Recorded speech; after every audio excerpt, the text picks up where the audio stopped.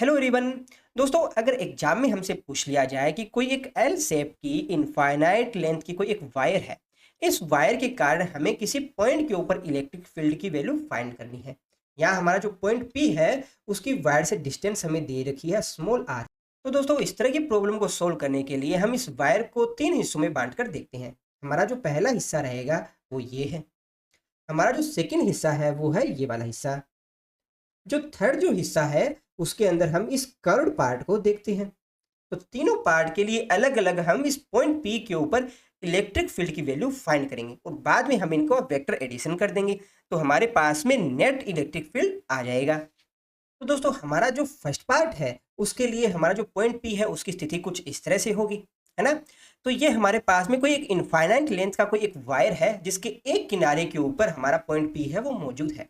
हमने अपनी previous classes में सीखा है कि अगर कोई हमारे पास में वायर है जिसकी इनफाइनाइट लेंथ है, अगर हमारा जो पॉइंट पी है इस वायर के मिडिल में हो, तो उस कंडीशन में हमारा जो इलेक्ट्रिक फील्ड है उस पॉइंट के ऊपर कितना होगा, 2k λ/r के बराबर होगा, है ना। अगर ये पॉइंट पी है, अगर यहाँ किनारे पर मौजूद हो, एक छोर पर मौजूद हो, तो इस इनफाइनाइट लेंथ के वायर के कारण यहाँ जो इलेक्ट्रिक फील्ड आएगा वो बराबर होता है k λ/r के बराबर। तो दोस्तों, वायर के इस हिस्से के कारण यहाँ पर जो इलेक्ट्रिक फील्ड होगा वो किसके बराबर होगा, k λ/r। अगर बात करें इसकी डायरेक्शन की, तो डायरेक्शन किस तरफ होगी, तो देखिए यहाँ पर इसकी डायरेक्शन होगी इस डायरेक्शन में। इसको अगर आप वेक्टर फॉर्म में दिखाना चाहो तो किस तरह से दिखाएंगे, अगर मान लेते हैं ये वाली है हमारी एक्स एक्सिस, ये है हमारी वाई एक्सिस, है ना। तो यहाँ पर इस डायरेक्शन में जो आपके पास एक्सिस आएगा, देखिए यहाँ पर जे कैप हो गया, ये हो गया अपना आई कैप। तो अगर इसको वेक्टर फॉर्म में अगर आप दिखाना चाहो तो किस तरह से दिखाओगे, देखिए वेक्टर फॉर्म में हमारा जो इलेक्ट्रिक फील्ड है वो रहेगा इस डायरेक्शन में, है ना। तो इसको आप किस तरह से दिखाएंगे, हमारा माइनस आई कैप प्लस जे कैप की फॉर्म में दिखाएंगे। तो यहाँ पर E1 वेक्टर है उसकी वैल्यू आ गई k λ/r माइनस आई कैप प्लस जे कैप के बराबर। इसे हम बोल देते हैं इक्वेशन 1। अब अगर दोस्तों वायर के इस हिस्से की बात करें, तो हमारा जो पॉइंट P है उसकी स्थिति कुछ इस प्रकार से होगी, है ना। तो यहाँ पर इस P पॉइंट के ऊपर हमारा जो इलेक्ट्रिक फील्ड होगा वो कुछ इस डायरेक्शन में होगा, ठीक है। और इसकी वैल्यू किसके बराबर होगी, तो आप कहेंगे इसकी वैल्यू बराबर होगी हमारी k λ/r के बराबर होगा। और इसको वेक्टर फॉर्म में लिखेंगे तो देखिए, अगर ये वाली डायरेक्शन हमारी x डायरेक्शन है, ये वाली जो डायरेक्शन अपनी y डायरेक्शन है, तो ये वाला जो वेक्टर है वो किस डायरेक्शन में होगा, आप कहेंगे इसकी डायरेक्शन होगी अपनी आई कैप माइनस जे कैप की डायरेक्शन में। तो फाइनली हमारा जो इलेक्ट्रिक फील्ड है वो आ जाएगा k λ/r आई कैप माइनस जे कैप के बराबर, है ना। दोस्तों, अब जरा बात करते हैं इस कर्व्ड वायर के लिए। तो जो कर्व्ड वायर है, हमारा जो पॉइंट P है उसके साथ कितना एंगल बना रहा है, तो आप देखेंगे यहाँ पर जो एंगल बन रहा है ये है अपना 90 डिग्री के बराबर, है ना।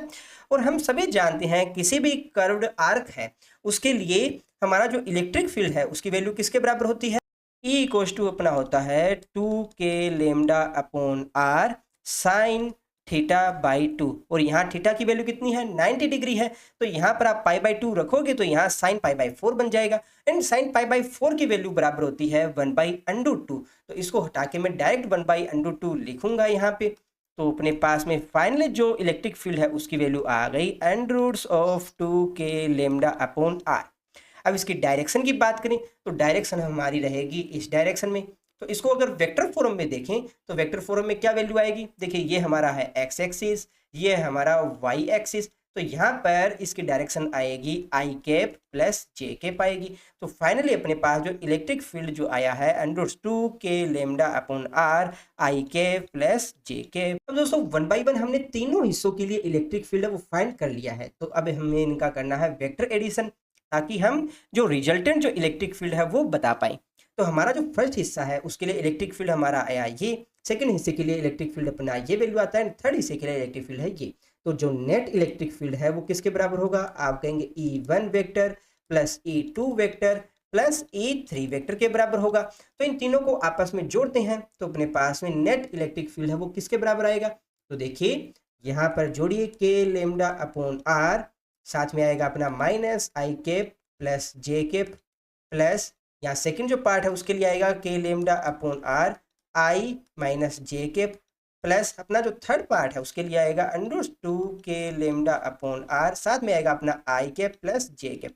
यहाँ एक चीज आप देख रहे हो, हमारा जो फर्स्ट पार्ट है यानी कि माइनस आई कैप है, इस प्लस आई कैप के साथ कैंसिल होगा एंड जे कैप इसके साथ कैंसिल होगा, तो ये दोनों टर्म है वो तो आपस में कैंसिल हो गई। यहाँ पर अपने पास बचेगा क्या, बच रहा है अपने पास √2k λ/r आई कैप प्लस जे कैप। तो दोस्तों इस रिजल्ट से हम क्या समझ रहे हैं, दोस्तों हमारा जो वायर है उसका जो ये वाला हिस्सा है उसके कारण जो इलेक्ट्रिक फील्ड लग रहा है वो हमारा लग रहा है इस डायरेक्शन में, और वायर का जो ये वाला जो हिस्सा है इसकी वजह से जो इलेक्ट्रिक फील्ड लग रहा है वो लग रहा है इस डायरेक्शन में। तो इन दोनों वायरों के कारण जो इलेक्ट्रिक फील्ड लग रहा है वो मैग्नीट्यूड में तो इक्वल है और बट इनकी डायरेक्शन है वो है डिफरेंट, तो इस कारण से ये एक दूसरे को कैंसिल आउट कर देते हैं। तो रिजल्टेंट हमारा जो पॉइंट पी है उसके ऊपर इलेक्ट्रिक फील्ड कौन लगाएगा, सिर्फ ये कर्व वाला जो हिस्सा है वही लगाएगा, और उसके कारण यहाँ पर जो नेट इलेक्ट्रिक फील्ड बनेगा वो हमारा इस डायरेक्शन में बनेगा, और इसकी वैल्यू हमारी बराबर आएगी √2k λ/r, साथ में आएगा अपना आई कैप प्लस जे कैप। ये अपना फाइनल सॉल्यूशन है। इसको मैग्नीट्यूड की फॉर्म में आप लिखना चाहो तो कुछ इस तरह से लिख सकते हो, ई वेक्टर है ये बराबर आ जाएगा अपना √2k λ/r के बराबर। तो दोनों ही सॉल्यूशन आपके सही हैं। आई होप दोस्तों आपके डाउट से वो क्लियर हो गए होंगे। फिर भी अगर किसी स्टूडेंट को कोई डाउट हो आप कमेंट बॉक्स में पूछ सकते हो। वीडियो में लास्ट तक बने रहने के लिए आप सबका धन्यवाद। Thank you.